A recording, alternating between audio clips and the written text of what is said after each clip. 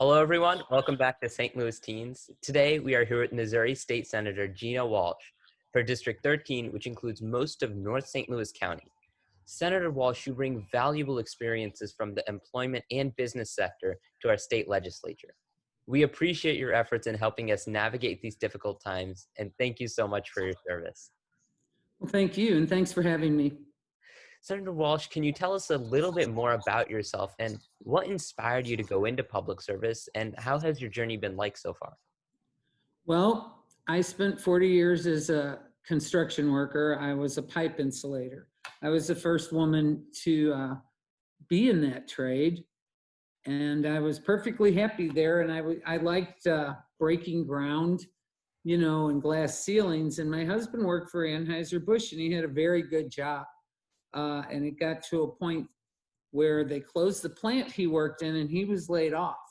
And so my little breaking ceilings job became the job that was the breadwinner for our family.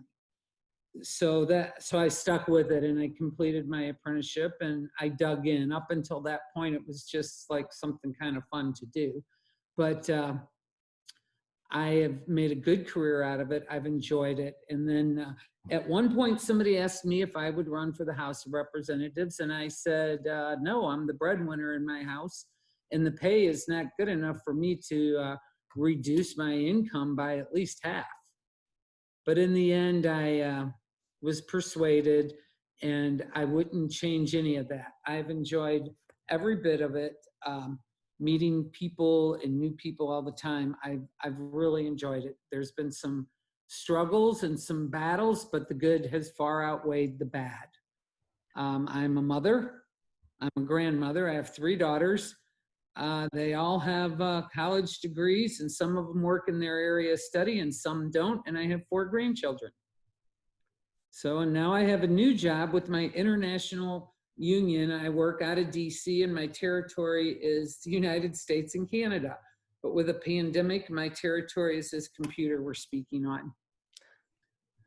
Senator Walsh, as a state senator, can you share with us your most favorite part about your job and your favorite aspect about North County? So my favorite aspect, I guess, about the job itself is the friendships that we've created over the year, and the alliances that we've made. We don't always agree with each other, but we can agree to disagree without being disagreeable. I'm sure you've heard that phrase before, Sari. And my favorite part about North County is like a big, small little town. When I was growing up, when I was really young, like grade school age, there were nothing but truck farms out in Spanish Lake. And when it was big news when the National Food Store came to the corner of Larimore Road and Bell Fountain. So you can see I've been out there a long time. I've lived in Bell Fountain Neighbors since I got married, which is 3 miles from where I grew up. And Senator Walsh, you now bring valuable experience to our Senate as a graduate of an apprentice school and from your involvement with the Chamber of Commerce. How do you think that more businesses, particularly in struggling communities, can adopt apprentice programs and internships for youth, and how can legislation incentivize and support such programs? Well, there's always a way that legislation can incentivize that, but the first step would be to quit attacking labor unions. Labor unions provided me with an education that was at no expense to the taxpayers. I had a 4-year apprenticeship program. I went to school every week for 8 hours, and I learned on the job from my colleagues, from the journeymen, and I learned my craft, and they taught me what they knew. When I was in high school, not everybody went to college. When my children were in high school, it was imperative that everybody go to college. That was what everybody said.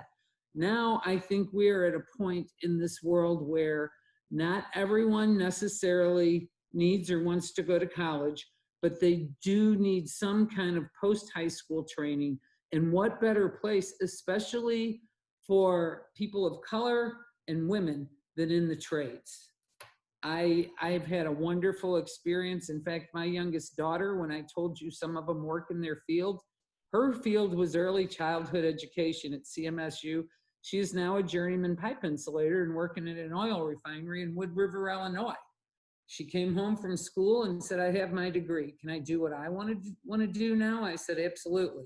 She went to a union hall and applied for an apprenticeship program, and she passed the tests, and that's what she does. And I think there's a place for all of us. We just need to find our place. And I think the adults in the world need to focus on the students and what, not necessarily their ability, because I firmly believe everybody has the ability to learn. And if you choose to go to college, you can be successful if you apply yourself. But there's a lot of folks like my middle daughter who went to college and had no business there. She's ended up being very successful, but it took her 7 years to graduate. And that was because she had other things she wanted to do. So I think we need to concentrate on that. The universities and the state schools, they have come a long way since I've been in Jeff City. It used to be that people would graduate from high school and they'd acquire all this debt, taking loans. But now there's incentives that if you graduate in 4 years, the schools provide incentives for you. And I think that that partnership is very valuable. And there's more partnerships between the community colleges in the 4 years now. I can remember being a young student about, I was still in the House of Representatives, so probably 10 years ago, that had come home in the summer and wanted to go to the junior college to take courses so that he could continue his learning experience in the summer at an economical price and graduate sooner. Well, he spent all this money to go to the community college over the summer, and he got back to school and they would not accept, they wouldn't transfer the hours. Now, part of it was he should have checked that out sooner, but the other part of it is that a community college, Florissant Valley, St. Charles, any of these can provide math classes and things like that that folks need to take to advance themselves when they're home in the summer if they should choose to. And it's a lot more economically, makes more sense. Now, I know in Springfield, and when my nephew was there, he would take a lot of courses over at the university. But you know what? At night, he was over at the community college taking other courses because it was cheaper and he could do it quicker. So does that answer your question? Yes, that's a wonderful answer. And, I think that higher education in college has a lot of opportunity, and there's the opportunity to learn so much from those courses that you were talking about. However, I think that there are some things that even higher education can't teach you. And Senator Walsh, you are well known for going above and beyond in one of these efforts. Is to help bridge the gap between Republicans and Democrats with the intention of accomplishing important goals for the people of Missouri. What is the secret to your bipartisan work and success? Well, I don't know if there's any secret. I was raised in a household, I'm the oldest of 6 children, that if we didn't treat each other with dignity and respect, not to say that we didn't have our battles and argue and everything else like other siblings, but my parents made it very clear that we need to treat each other that way, and we should treat other people that way. You all hear about the big battles we have up in Jeff City, but they're only on a few issues. A lot of the issues we can agree on. They're just not as newsworthy, I guess I should say. But I have a very good friendship with Lieutenant Governor Kehoe, who, when I was the assistant minority leader, he was the floor leader in the Senate. He is actually from right next to my neighborhood. He grew up in Baden, Missouri. So he's from St. Louis City. And the lieutenant governor was very upfront with me every time when we were working on issues in the Senate where his group thought one way and my caucus thought another way. And he would tell me, yeah, we can do that, or no, they're not going to take this. He didn't lie to me. He didn't put up smoke screens. There was no political games played.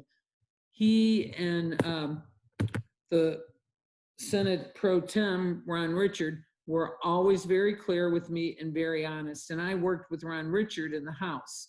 So we had a relationship before I went over there. Now, that's not to say that we all get along all the time. We don't. But that goes back to, you have to be able to agreeably disagree. You can't let it be personal.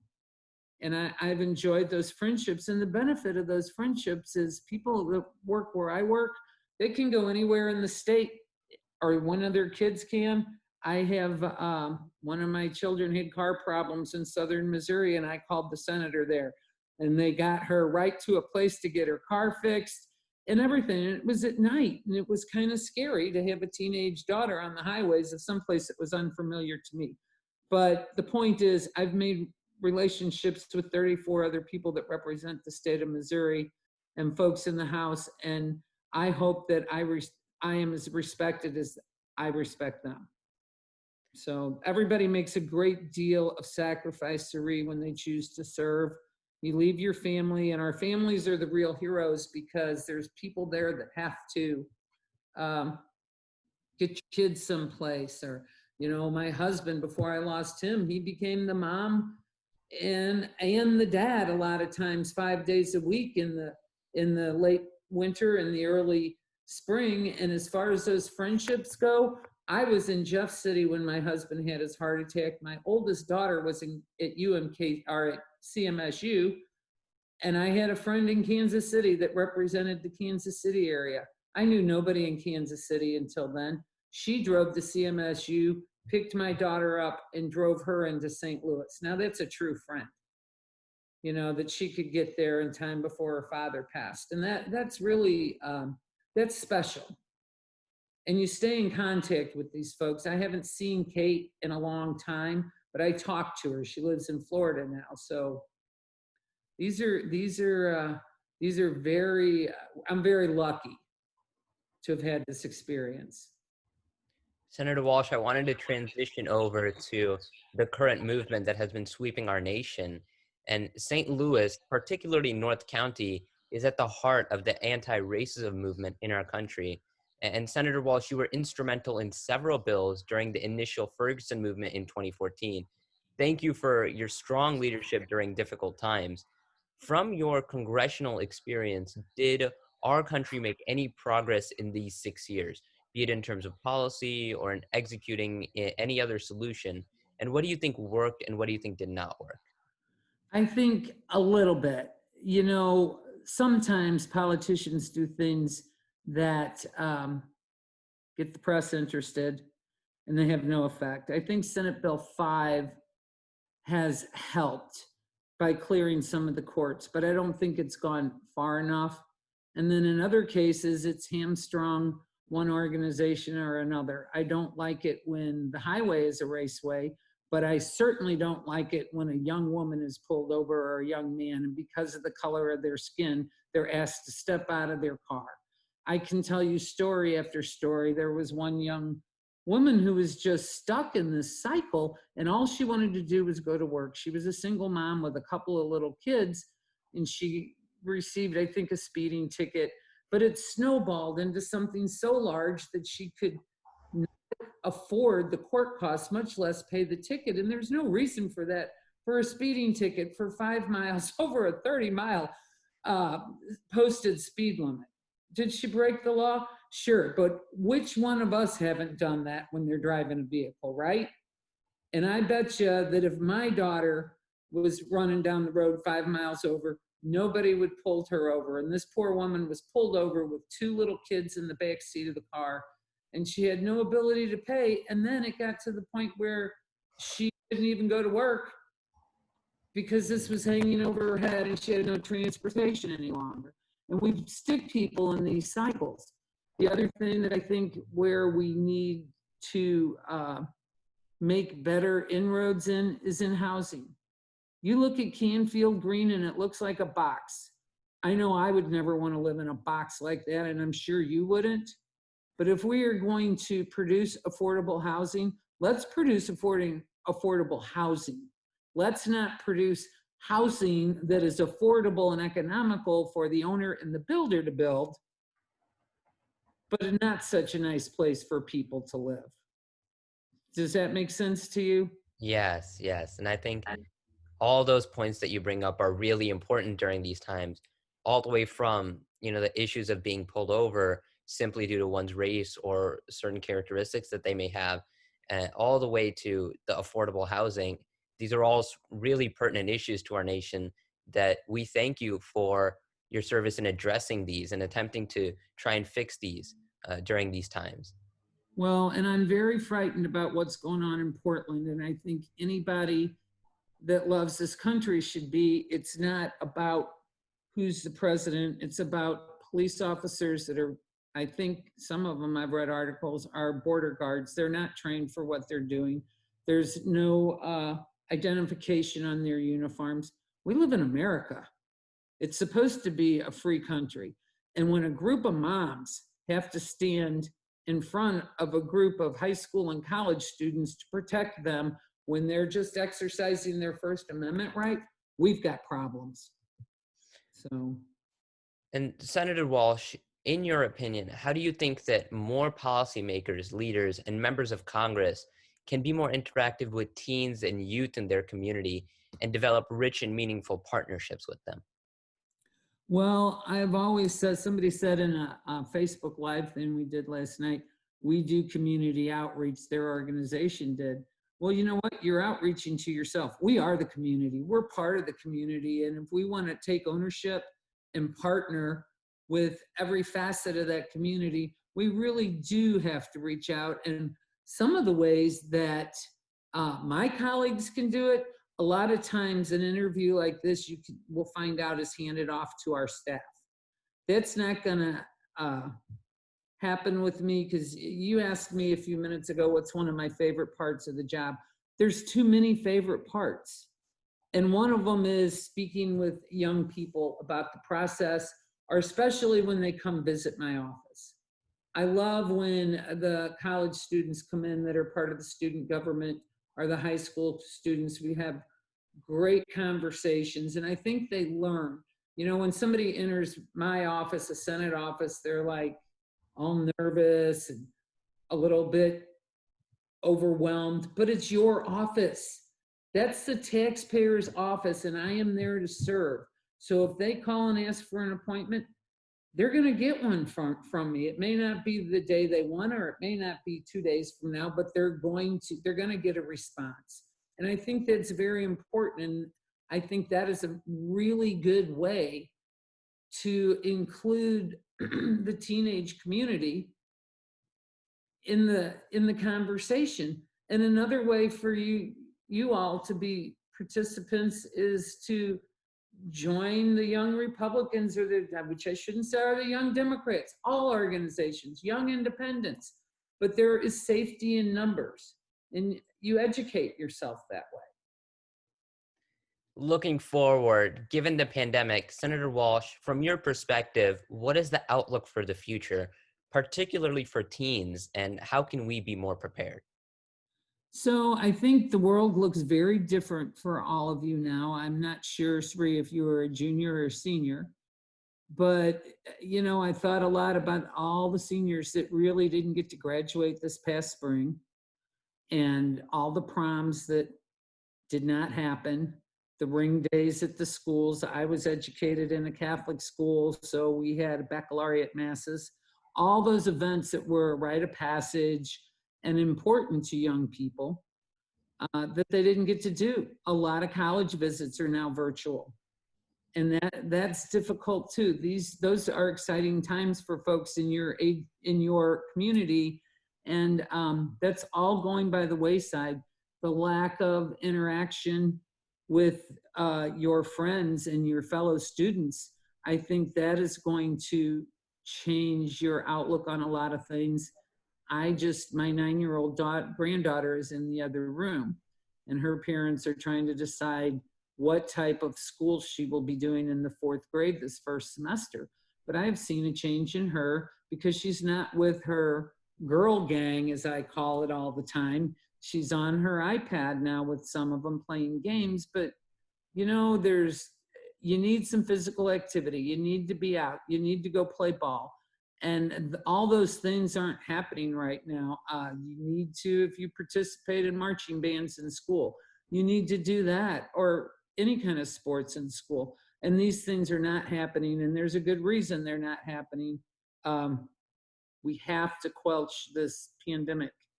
And the only way to do it is to separate ourselves from each other. I have quarantined twice in the last month and a half. Both of the folks I was exposed to were my nephews.